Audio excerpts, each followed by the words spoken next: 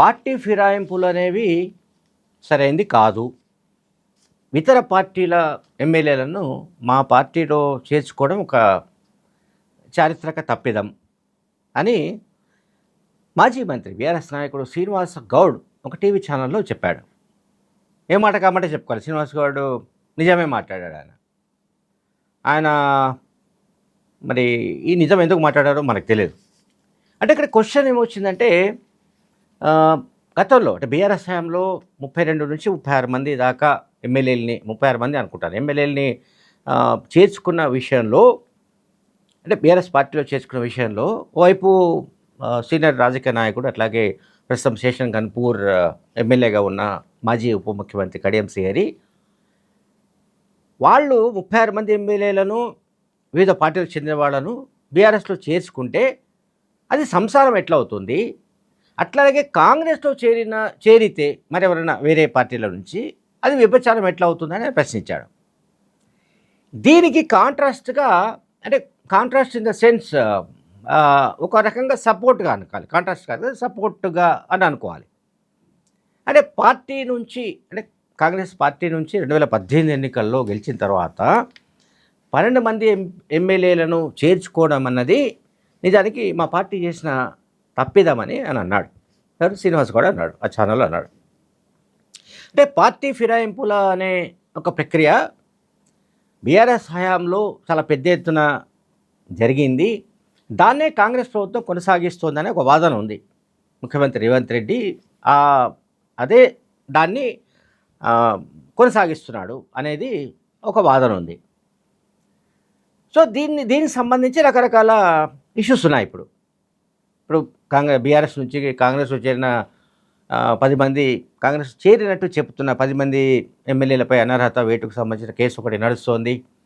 Supreme court దానిపైన direction ఇచ్చింది, ఆదేశాలు ఇచ్చింది. అసెంబ్లీ స్పీకర్ దగ్గర కేసు పెండింగ్లో ఉంది. బహుశా దసరా వరకు దానిపై ఒక క్లారిటీ వచ్చే అవకాశం ఉంది. ఒకరిద్దరిపైన అనర్హత వేటు పడే అవకాశం ఉన్నట్టు కూడా ప్రచారం జరుగుతోంది. అది దానం నాగేందర్, కడియం శ్రీహరి ఇద్దరి పేర్లు చాలా ప్రముఖంగా వార్తల్లో వస్తున్నాయి. సరే, ఇప్పుడు శ్రీనివాస్ గౌడ్ చెప్పిన విషయానికి మళ్ళీ రావాలి. ఆయన ఏం చెప్పాడంటే 2023 అసెంబ్లీ ఎన్నికల్లో మేము ఓడిపోవడానికి, అంటే మా పార్టీ ఓడిపోవడానికి అనేక కారణాలు ఉన్నాయి, 100కు పైగా కారణాలు ఉండొచ్చు. అందులో ఇది కూడా ఒకటే, ఇది కూడా ప్రధానమైనదని చెప్పాడు ఆయన. ఎందుకంటే నిజానికి 2018లో 88 మంది ఎమ్మెల్యేలను గెలిపించి భారీ మెజార్టీతో కేసీఆర్కు సెకండ్ టర్మ్ ప్రజలు పట్టం కట్టారు. సెకండ్ టర్మ్ 88 సీట్లు, మ్యాజిక్ ఫిగర్ 60 సరిపోతుంది. 60 కంటే ఇంకొక 28 ఎక్కువ ఇచ్చారు ప్రజలు.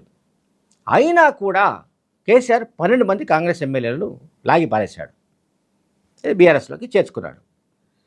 చేర్చుకోవడానికి సంబంధించి ఆయన చెప్పిన కారణాలు వేరు, అట్లాగే చేరిన ఎమ్మెల్యేలు చెప్పిన కారణాలు వేరు. అవన్నీ మనకు తెలుసు.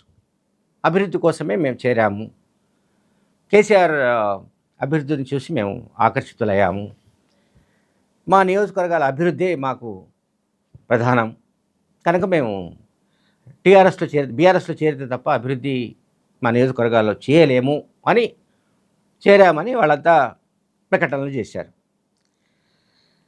ఆ సీన్ కట్ చేస్తే ఇప్పుడు 2003 అసెంబ్లీ ఎన్నికల్లో ఓటమికి ఫిరాయింపుల వ్యవహారం కూడా ఒక కారణంగా శ్రీనివాస్ గౌడ్ ఆయన ఒక విశ్లేషణ చేశాడు. ఆ విశ్లేషణ చాలా సహేతుకంగా ఉంది. ఆయన ఏం చెప్పాడంటే, మేము కనుక వేరే పార్టీ నుంచి చేసుకునే ఆ పద్ధతిని పాటించకుండా కొత్త నాయకత్వాన్ని తయారు చేసుకొని ఉంటే, కొత్త నాయకత్వాన్ని ప్రిపేర్ చేసుకుని ఉంటే, కొత్త నాయకత్వానికి మనం శిక్షణ ఇచ్చి ఉంటే ఒక కొత్త జనరేషన్ వచ్చేది, యువ నాయకత్వం పార్టీలోకి వచ్చేది. అట్లా కాకుండా మళ్ళీ గతంలో కాంగ్రెస్లోనో ఇంకొక పార్టీలోనో గెలిచిన వాళ్ళని మేము చేర్చుకోవడం, ఆ తర్వాత రకరకాల విమర్శల్ని మేము ఎదుర్కోవడం, ప్రజల్లో కూడా ఇది బాగా బలంగా వెళ్ళిపోవడం, ఇది తమకు నష్టం కలిగించిందని చెప్పాడు ఆయన. ఎవరు? శ్రీనివాస్ గౌడ్. కొత్త వాళ్ళను కనుక చేర్చుకొని ఉంటే, అంటే కొత్త నాయకత్వాన్ని ప్రోత్సహిస్తే ఈ పరిస్థితి ఉండేది కాదని కూడా ఆయన అన్నాడు.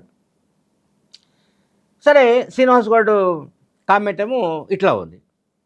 దీనికి విరుద్ధంగా BRS party working president KTR తాజాగా కొన్ని ఆరోపణలు చేస్తున్నాడు. ఆయన చెప్తున్నాడు, ఓట్లను దొంగిలించడం అంటే ఓటు చోరీ అనే దానికి సంబంధించి దేశవ్యాప్తంగా రాహుల్ గాంధీ చేస్తున్న ఉద్యమం, అట్లాగే ఓటు చోరీ పేరిట చేస్తున్న యాత్ర, ఇవన్నీ మనం చూస్తున్నాం. దానికి కౌంటర్గా కేటీఆర్ చెప్పేది ఏంటంటే, ఓట్లను దొంగిలించడం అనేది, ఓటు చోరీ అనేది ఒక నేరం అయితే అసలు ప్రజలు ఎన్నుకున్న ఎమ్మెల్యేలను దొంగిలించడం అంతకంటే పెద్ద నేరం అంటున్నాడు ఆయన. ఓటు చోరీ అంటే ఓట్లను దొంగిలించడం, ఓట్లను మాయం చేయడము, ఓటర్ల జాబితాను తారుమారు చేయడం అదొక క్రైమే. కానీ అంతకంటే కూడా ప్రజలు ఎన్నుకున్న ఎమ్మెల్యేలను దొంగిలించడం అంటే, ఈ 10 మంది ఎవరైతే బీఆర్ఎస్ నుంచి గెలిచి 2023లో కాంగ్రెస్లో చేరారో వాళ్ళను కాంగ్రెస్ పార్టీ దొంగతనం చేసింది అన్నట్టుగా ఆయన కామెంట్ ఉంది. అది దొంగతనం కిందకి ఎట్లా వస్తుందో కూడా మనకు తెలియదు. ఎమ్మెల్యేలు అప్పుడు గతంలో అంటే కడియం శ్రీ చెప్పినట్లుగానే ఇతర పార్టీ నుంచి బీఆర్ఎస్ పార్టీలో చేరితే అది చట్టబద్ధమైంది, అది నైతికమైంది. అదే ఇతర బీఆర్ఎస్ నుంచి కనుక కాంగ్రెస్లోకో మరొక పార్టీలోకి చేరితే అది అనైతికము, లేకుంటే అది అక్రమము, లేకుంటే అది చట్ట వ్యతిరేకము, లేకుంటే అది అప్రజాస్వామికము, చివరికి అది దొంగతనం. ఆయన దొంగతనంతో పోల్చాడు ఎవరు, కేటీఆర్. కనుక ఇంకేం చెప్తున్నాడు ఆయన కేటీఆర్ అంటే, పట్టపగలే ప్రజాస్వామ్యాన్ని ఖూనీ చేయడం కిందకే వస్తుంది ఇది ఎమ్మెల్యేలని దొంగలించడం. సో కాంగ్రెస్ ఫిరాయింపు రాజకీయాలను ప్రజలంతా అసహించుకుంటున్నారని కూడా ఆయన ఒక కామెంట్ చేశాడు. అయితే బీఆర్ఎస్ హయాంలో మరి జరిగిన ఫిరాయింపుల్ని ప్రజలు అసహించుకున్నారా లేదా అనే విషయాన్ని ఎప్పుడైనా ఇదే కేటీఆర్, ఇదే హరీష్ రావు, ఇదే కేసీఆర్ మరి ఎప్పుడైనా పరీక్షించుకున్నారా? ఎప్పుడైనా ప్రజల అభిప్రాయాలను తీసుకున్నారా? మేము ఈ రకంగా వాళ్ళు మా అభివృద్ధిని గుర్తించి వాళ్ళ నియోజకవర్గాల్లో అభివృద్ధి జరగడం కోసం, అట్లాగే తెలంగాణ పునర్నిర్మాణం కోసం, లేకుంటే ఇంకా రకరకాల కారణాలతో మా పార్టీలో చేరుతున్నారు కనుక మేము చేసుకుంటున్నాము, దీన్ని మీరు సమర్థిస్తారా అని ప్రజల నుంచి ఏమైనా అభిప్రాయాలు తీసుకున్నారా అంటే లేదు. బీఆర్ఎస్ పార్టీ ఎప్పుడూ ఆ పని చేయలేదు. బీఆర్ఎస్ పార్టీ ఇప్పుడు ఆ పని చేయదు కూడా.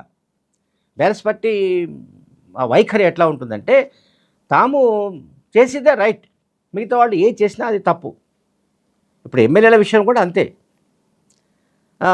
బీఆర్ఎస్ హయాంలో పెద్ద ఎత్తున జరిగిన ఫిరాయింపుల పట్ల కూడా ప్రజలు అసహించుకున్నట్టుగా మనకు 2023 రిజల్ట్లో ఒక రీజన్ కనిపిస్తుంది.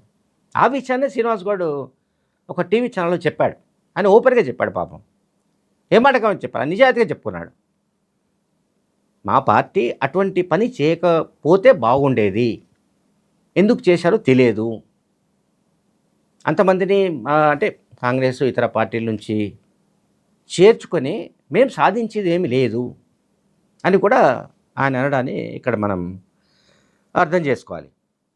సో మొత్తం మీదైతే యాజ్ ఏ పార్టీ అంటే బీఆర్ఎస్ పార్టీగా ఈ ఫిరాయింపుల విషయంలో ఒక విధానం అంటే, మేము గతంలో శ్రీనివాస్ గౌడ్ లాగానే గతంలో మేము ఈ రకంగా ఇతర పార్టీల వాళ్ళని చేర్చుకోవడం అనేది మేము చేసిన ఒక తప్పిదమని పార్టీ పరంగా ఒక ప్రకటన వెలువడితే బాగుంటుందని అనుకుంటున్నాను. Thank you very much.